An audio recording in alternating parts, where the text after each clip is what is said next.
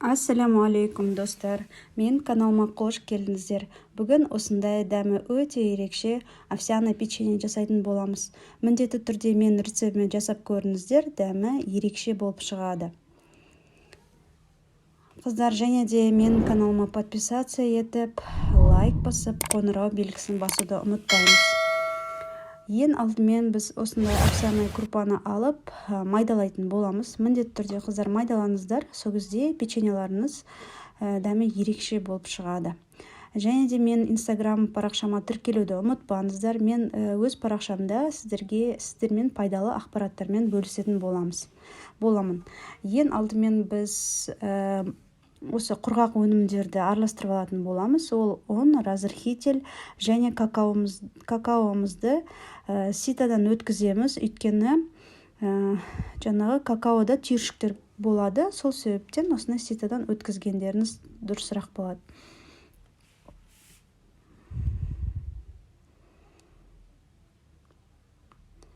Мінекей ситадан бәрін өткізіп алдық. Енді ұнмен, разрыхительмен жақсылап осылай араластырып дайындап қоятын боламыз. Енді ыдысымызды алып, оған жұмыртқаларымызды жарып, араластыратын боламыз.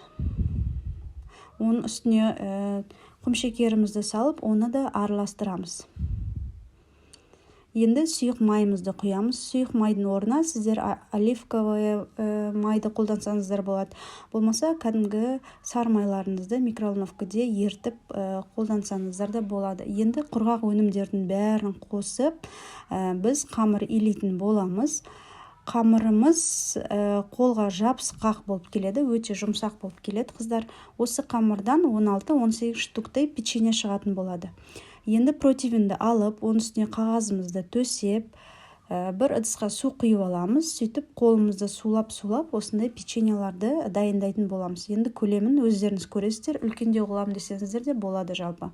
Бірақ печеньелардың араларын алшақ қоямыз, өйткені бұлар піскенде көлемі үлкейетін болады. Міндетті түрде печеньеларды қызып тұрған пеште 15-20 минуттай пісіретін боламыз, қыздар. Дәмі енді ерекше болып шығады. Балдарыңыздың сүйіп жейтін печеньеларыңызға айналады бұл печенье. Өйткені өте дәмді шығады. Міндетті түрде мені рецептімен жасап көріңіздер. Мінекей менде 17 штук печеньем шықты. Печеньеларымыз дайын болды, ас болсын.